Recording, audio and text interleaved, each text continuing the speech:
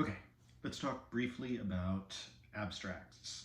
You guys have looked at the abstracts of your peer-reviewed journal articles. I've asked you to analyze them. You've written sometimes very short paragraphs with very brief descriptions of how they should be written. I want to tell you how I think you should think about abstracts. And I want to do that by looking at the history of the term abstract. If you ask someone in the sciences or engineering what an abstract is, they're liable to tell you that it is a summary of a paper, comes at the beginning of a paper. If you ask someone in the College of the Arts what abstract means, they're probably going to tell you something about abstract art. And you know what abstract art is. So I want you to do something right now. I want you to get on your computer and I want you to Google nude descending a staircase. It's by Marcel Duchamp, Nude Descending a Staircase. It is the same artist who did the piece called Fountain, which was a urinal turned upside down and put on a wall and says mutt on it. Anyway, the Nude Descending a Staircase, some people like to say this kind of art is abstract. It's not. It is not abstract. It's called nude descending a staircase. It represents a nude descending a staircase. Sometimes people call Picasso's works abstract. They're not. They may be a little abstracted, but they're not abstract. They represent the thing that they show. So when you see man with a guitar, it represents a man with a guitar. The nose may be out of joint, the eyes may be weird, may be broken up into boxes, but it still represents that thing in the real world. So there's the real world, and there is the representative art that represents something in the real world. Abstract art is different. Go to Google Jackson Pollock. So that's Jackson Pollock, and it's 2 L's and 2 O's. Pollock. And doesn't matter what you look at from him, do Jackson Pollock images, and you will get all these weird paintings. They're generally huge, and it's a bunch of lines, and often what he did is he would swing paint cans and it would drip on it. It's not representative. It doesn't represent anything in the real world. That is abstract. It's abstract art. So we get these different meanings for the term abstract. Now, abstract art, in the terms of abstract expressionism, abstract art is actually late 19th century. And you can look this up on Etymology. It's a little difficult to get the history of the term because it has several different meanings. So abstract art is from the 19th century, late 19th century. And it comes from the expression from the mid 15th century, so 1450s, which comes from a Latin word, abstractus. And what it means there is drawn away, removed, or detached from. So the term abstract actually means removed from.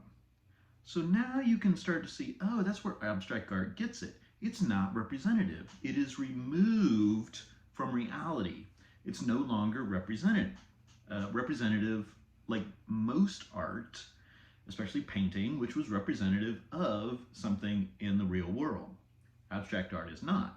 And this is where we get the other term generally used in philosophy of abstract, which is similar around 15th century, which is something described as abstract when it is removed from practical matters. So removed from practical matters, you see this, people will say, that's too abstract. That doesn't mean anything, it's too abstract.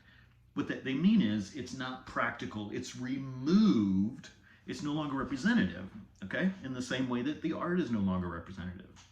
So what in the world does that have to do with this thing that comes at the beginning of a paper?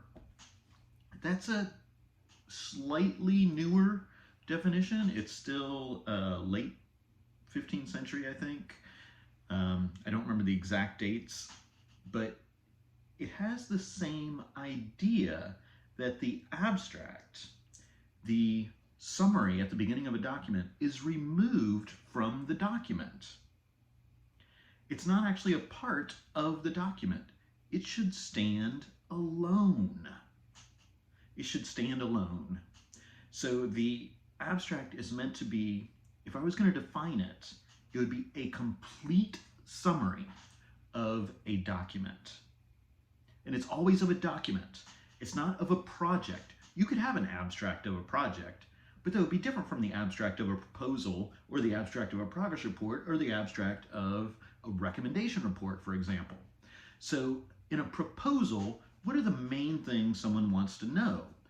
With any proposal, the potential client wants to know, what are you going to do for me? How much is it going to cost me?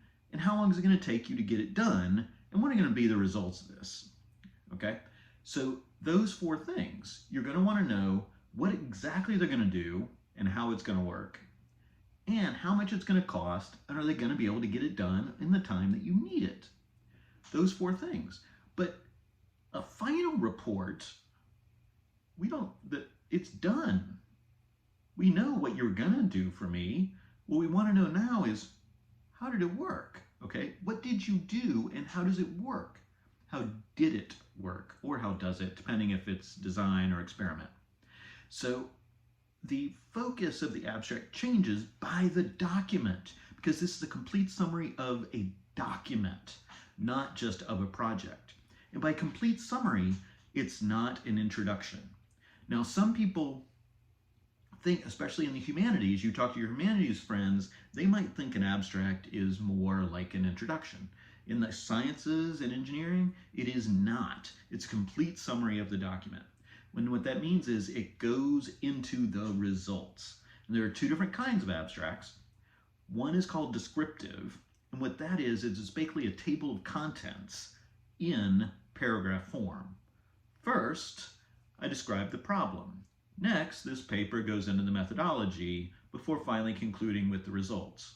Well, duh, you could just give me a table of contents that says introduction, methodology, results, conclusion, and I would know the same thing. That's a descriptive abstract. An informative abstract is different. It actually gives you the information. Instead of saying, I described, or this paper describes the methodology, it actually gives you a sentence about the methodology. For this experiment, we use the XYZ method to be able to control the A, B, and C parameters of the EDF chemicals.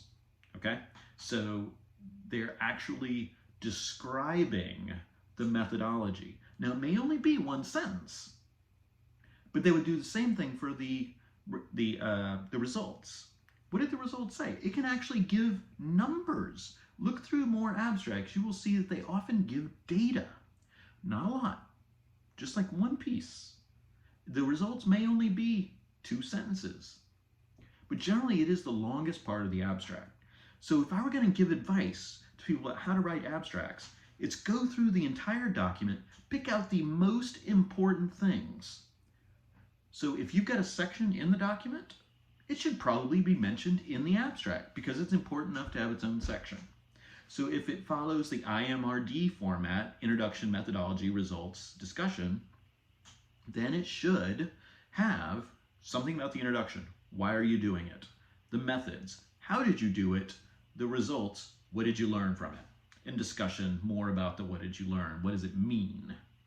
So you've got to take the entire document, which means you write an abstract at the end. You've already got the paper done, you've done all the analysis, and now you're going to actually submit it or turn it in, and you need to write an abstract. And keep in mind that the abstract is removed from the document itself. It is detached. So it should stand alone. And in fact, the way people used to keep articles, they wouldn't keep the entire article, they would only print out an abstract or save an abstract. And it used to be that for online databases, that's all you'd get is the abstract. Now you can get full text, but it used to be that all you'd get is the abstract, and then you had to go look up the real paper. So make sure you think about it as detached. It's separate, okay? It's not a teaser. It's not a teaser. Think of those teaser trailers that you've seen that don't tell you anything about the freaking movie. It's just, oh, what is this? It looks cool. That's not what this is. It's more like the full trailer that you see and you think, oh, wow, I just saw the entire movie. That's what the abstract is. It gives you every bit in small form, but it gives you all of it. All right. Good luck.